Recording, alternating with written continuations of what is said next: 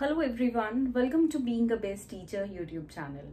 आज की इस वीडियो में हम डिस्कस करने वाले हैं एक बहुत ही इम्पॉर्टेंट टॉपिक के बारे में कि बीएड में ऐसे कौन से मूल मंत्र हैं, यानी कि ऐसी कौन सी टिप्स हैं जो आपको आंसर लिखते वक्त मददगार होंगी, आपको ज्यादा से ज्यादा मार्क्स दिलाएंगी। सो दिस साइड प्रिया सिक्रोहा, आप सभी की होस्ट, मेंटोर, जो भी आप बोलना चाहें।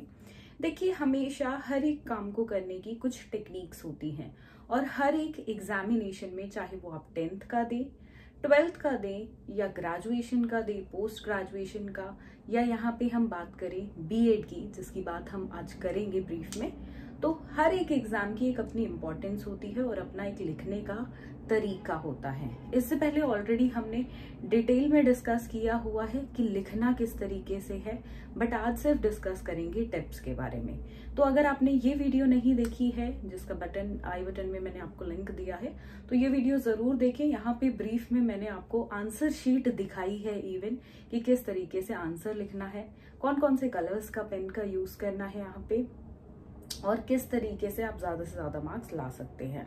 देखिए, सबसे पहले हम पहले मूल मंत्र की बात करेंगे कि कौन सा ऐसा मूल मंत्र है जो आपको ज्यादा मार्क्स दिलाएगा।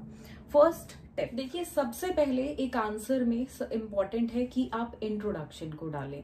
विदाउट इंट्रोडक्शन आप अपना आंसर यहाँ पे ना लिखें।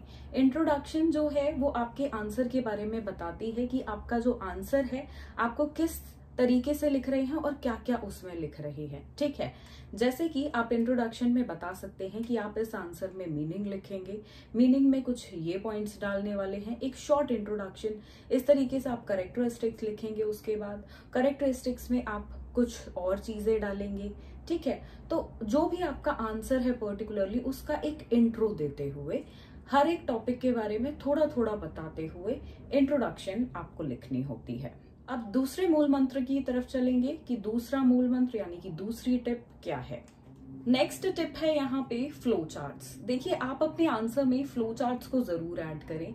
अगर आप अपने आंसर्स में फ्लो चार्ट को ऐड नहीं करते हैं तो आपका आंसर जो है इतना इफेक्टिव नहीं होगा, बेशक से आपने सभी पॉइंट्स लिखे हों। So it is very important कि आप फ्लो चार्ट्स ड्रॉ करें। कुछ इस तरीके के फ्लो चार्ट्स आप अपने एग्जामिनेशन में ड्रॉ कर सकते हैं। प्रॉपर्ली उनको हाईलाइट करें और यहाँ पे 2 कलर के पेन्स का यूज जो है वो यूज किया गया है for writing, for basically drawing the flow charts. तो इस चीज का ध्यान जरूर रखें और एक आंसर को अटेम्प्ट करते वक्त आप मिनिमम एक फ्लो चार्ट तो जरूर बनाएं और मैक्सिमम आप 3 to 4 फ्लो चार्ट्स बना सकें according to the requirement of the answer. Third यहाँ पे टिप आप सभी के लिए है कि आपको जो अपना आंसर लिखना है वो पॉइंट्स में लिखना है, ना कि पैराग्राफ्स फॉर्म में। देखिए, अगर आप पैराग्राफ्स फॉर्म में लिखते आए हैं अपना आंसर तो वो एक बिल्कुल गलत तरीका है आंसर्स लिखने का, एंड वो एक इफेक्टिव वे नहीं होता है। वो कहीं ना कहीं एक पुराना तरीका, एक ट्रेडिशनल तरीका हो चुका है। आज के टाइम की रिक्वायरमेंट है भागती दौड़ती जिंदगी में कि स्टूडेंट्स जो आंसर है उसको पॉइंट वाइज लिखे, एक ऑर्गेनाइज्ड और सिस्टमैटिक वे में लिखे, और जो टीचर है जो चेक करेगा आपका आंसर उसको भी पॉइंट वाइज आंसर मिले, चीजें हाईलाइटेड मिले, सो दैट वो आपका आंसर कम समय में अच्छे से देख पाए कि whether you have the particular knowledge, जो क्वेश्चन की डिमांड है वो सब आपने डाला है या नहीं। तो ये है हमारी तीसरी टिप। आगे बात करेंगे चौथे मूल मंत्र की, फोर्थ टिप। नेक्स्ट टिप आप सभी के लिए है कि आपको ब्लू और ब्लैक पेन का यूज करना है अपने एग्जाम में। देखिए, बहुत सारे एग्जामिनेशंस में, यूनिवर्सिटीज में सिर्फ ब्लू और ब्लैक पेन अलाउड होता है और कुछ यहाँ पे कलरफुल पेन्स को भी अलाउड करती हैं।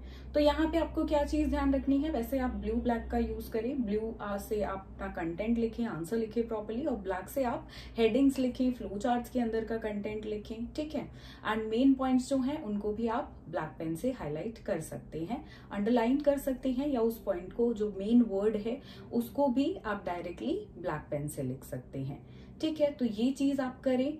Using blue and black pen is very important, और अगर आपकी यूनिवर्सिटी में कलरफुल पेन्स अलाउड है तो आप वो भी यूज कर सकते हैं। जस्ट मेक श्योर आप रेड कलर की पेन का और डार्क ग्रीन कलर की पेन का यूज ना करें। अब बढ़ते हैं हमारी नेक्स्ट टिप पे, यानी कि हमारा 5वां मूल मंत्र।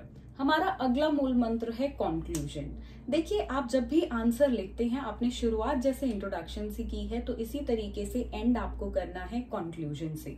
बिना कंक्लूजन के आप अपने आंसर को एंड ना करें। Conclusion is very important and properly आप वहां पे कंक्लूजन एज अ हेडिंग लिखें और कंक्लूड करें अपने आंसर को पर्टिकुलरली कि आपने अपने आंसर में ये टॉपिक्स बताए हैं और उनके बारे में जो मेन पॉइंट्स है, जो स्पार्क ऑफ द आंसर है, आपका मेन पॉइंट है, जैसे कि मीनिंग क्या है, कोई पर्टिकुलर एक डेफिनेशन, उसको समराइज आपने कंक्लूजन में कर दिया, कुछ 2-3 जो मेजर कैरेक्टरिस्टिक्स हैं वो बता दिए। अगर आपने एडवांटेज डिस्कस करे हैं तो आप लिख सकते हैं we have discussed 5 major advantages about this particular topic.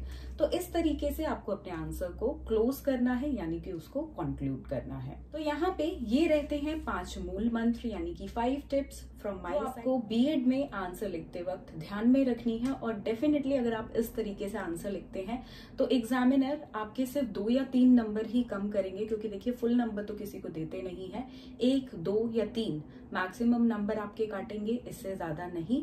आपको आपका कंटेंट बिल्कुल जो क्वेश्चन पूछा है उसी के हिसाब से आपको आंसर लिखना है और इन चीजों का ध्यान रखना है। ये स्पेशली उन स्टूडेंट्स के लिए है जो स्टूडेंट्स हमेशा ये बोलते हैं कि मेरे को सब कुछ आता है और मैंने आंसर भी अच्छे से लिखा बट मुझे मार्क्स नहीं मिले। क्योंकि देखिए जो प्रेजेंटेशन होती है वो बहुत मायने रखती है। कुछ लोगों को नॉलेज होती है, सब कुछ उनको लाइक कंटेंट क्लैरिटी है, वो प्रॉपर्ली लिखते भी हैं, बट होता क्या है कि उनके जो प्रेजेंटेशन का तरीका होता है वो ठीक नहीं होता है। सो प्रेजेंटेशन इज वेरी इंपॉर्टेंट। आपका जो आंसर है वो सिस्टमैटिक एंड ऑर्गेनाइज्ड दोनों होना चाहिए।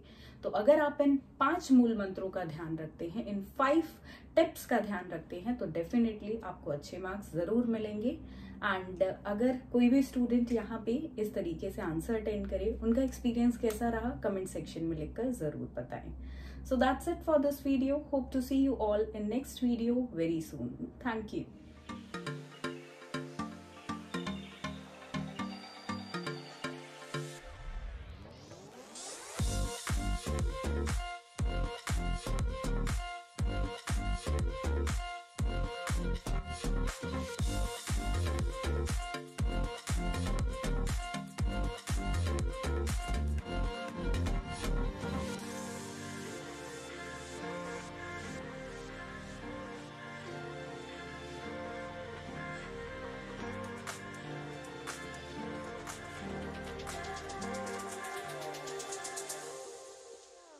Don't forget to like, share and comment.